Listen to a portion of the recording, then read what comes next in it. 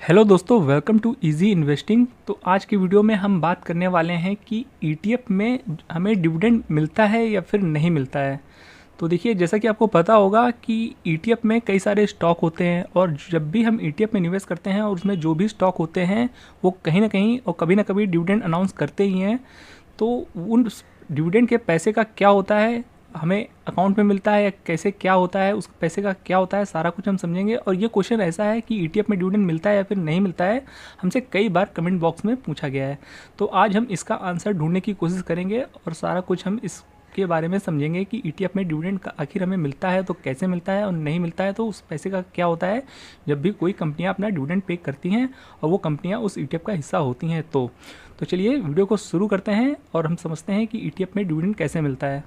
तो देखिए, सबसे पहले हम आपको ये बताना चाहेंगे कि देखिए, ईटीएफ के बारे में कोई भी ऐसे जो क्वेश्चन होते हैं जो कि काफ़ी मुश्किल होते हैं फाइंड करने में, क्योंकि देखिए ईटीएफ के बारे में जैसा कि आपको पता ही होगा कि ज़्यादा जानकारी अवेलेबल नहीं होती है इंटरनेट में भी और कहीं ना कहीं यूट्यूब पे भी।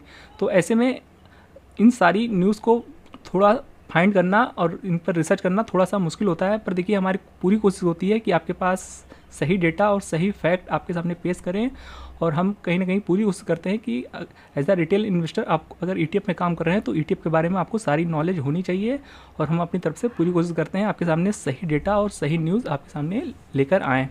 तो चलिए, हमने काफ़ी रिसर्च की है इंटरनेट पे, जिसमें हमें कुछ वेबसाइट्स मिली हैं जहाँ पर ईटीएफ के डिविडेंड को लेकर के थोड़ी सी बात होती हुई देखने को मिली है, और उन्हीं न्यूज़ को हम आपके सामने रखते हैं और उन्हीं आर्टिकल की बेसिस पे हम ये बात करेंगे आज की कि ईटीएफ में डिविडेंड कैसे मिलता है, सारा कुछ हम समझेंगे।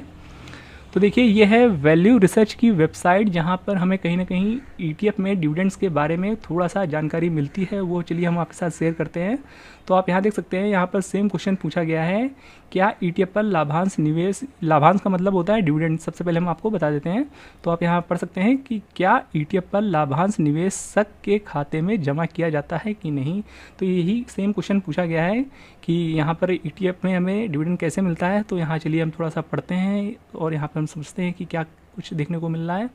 तो देखिए, पहली लाइन में यहाँ आपको आंसर देखने को मिलता है और यहाँ आप पढ़ सकते हैं, आमतौर पर भारत में ईटीएफ यानी एक्सचेंज ट्रेडेड फंड निवेशकों को लाभांश का भुगतान नहीं करते हैं। तो देखिए, पहली लाइन में ही आपको इसका आंसर मिल गया है कि देखिए यहाँ पर जो बताया जा रहा है कि देखिए मोस्टली लगभग कह सकते हैं जितने भी ईटीएफ हैं वो आपको कहीं ना कहीं जो डिविडेंड होता है वो डायरेक्ट पे नहीं करते हैं। और आगे आप यहाँ पढ़ेंगे, इसके बजाय अंतर्निहित प्रतिभूतियों में प्राप्त आय को योजना में वापस निवेश किया जाता है, यानी जो डिविडेंड मिलता है उसे वापस उसी में निवेश कर दिया जाता है। और फिर आगे पढ़ेंगे, ऐसे मामलों में ईटीएफ थोड़े समय के लिए बेंचमार्क से बेहतर प्रदर्शन करते हैं। चूंकि ईटीएफ में बेंचमार्क इंडेक्स की नकल करते हैं, इसलिए स्कीम के रिटर्न और बेंचमार्क के बीच के अंतर को ट्रैकिंग एरर कहा जाता है। तो यहाँ पर जो बताया जा रहा है कि देखिए, जो डिविडेंड मिलता है उसे वापस से री इन्वेस्ट कर दिया जाता है उसी ईटीएफ में, जिसके वजह से कहीं ना कहीं ईटीएफ की जो एनएवी है उसमें भी हमें इम्पैक्ट देखने को मिलता है। और एक तरह से डिविडेंड हमें ऐसे ही मिलता है कि उसकी एनएवी बढ़ जाएगी तो जाहिर सी बात है आपका रिटर्न बढ़ जाएगा। तो वहाँ पर आपको डायरेक्ट बैंक अकाउंट में डिविडेंड ना मिल करके आपको कहीं ना कहीं री इन्वेस्ट कर दिया जा रहा है पैसा, जो भी आ रहा है पैसा डिविडेंड के रूप में। तो ऐसे में उस ईटीएफ की एनएवी बढ़ जाएगी और वो कहीं ना कहीं बेंचमार्क, जो कि जिस इंडेक्स को भी या जिस सेक्टर को भी वो कवर कर रहा होता है ईटीएफ, उससे बेहतर रिटर्न देखने को मिल जाते हैं। तो एनएवी बढ़े या फिर आपको आपके बैंक अकाउंट में मिले, बात एक ही है, कहीं ना कहीं आपका फंड जो है बढ़ रहा है, तो जाहिर सी बात है आपको एक तरह से समझिए पैसा मिल गया है। तो अगर आप लॉन्ग टर्म निवेशित रहते हैं तो कहीं ना कहीं आपको ईटीएफ का बेनिफिट मिल ही जाता है। तो बाकी आगे आप चीज़ें पढ़ सकते हैं। और बाकी देखिए, हम आपको एक वेबसाइट पे और लेकर चलते हैं। तो ये एंजल वन की वेबसाइट है। तो यहाँ भी आप पढ़ सकते हैं कि देखिए, do all ETFs pay dividend.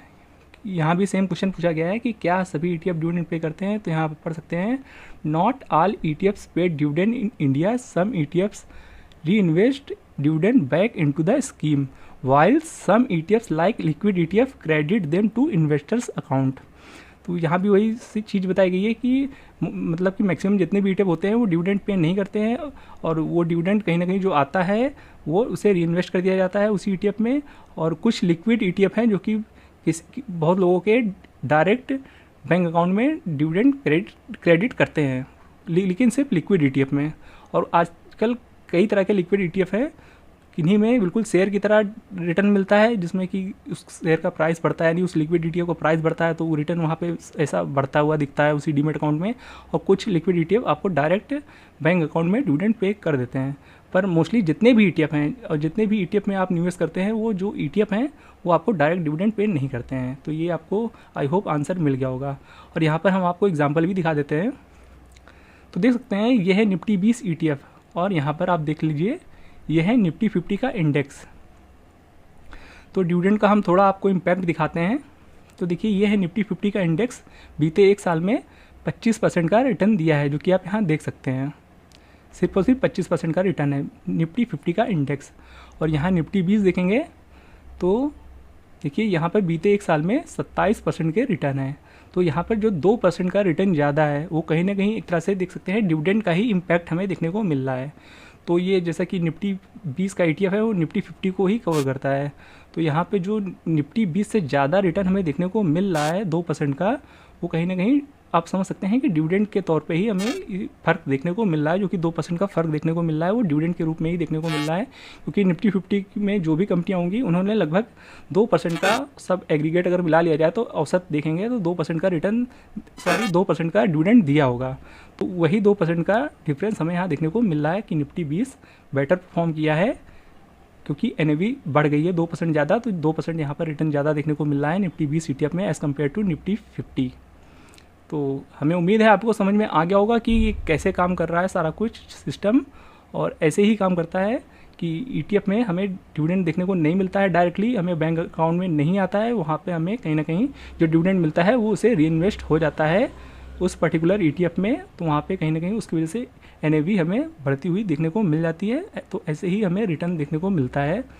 तो अगर आप लॉन्ग टर्म निवेशित रहते हैं किसी ETF में तो वो कहीं ना कहीं आपको डिविडेंड इसी तरीके से मिल जाता है।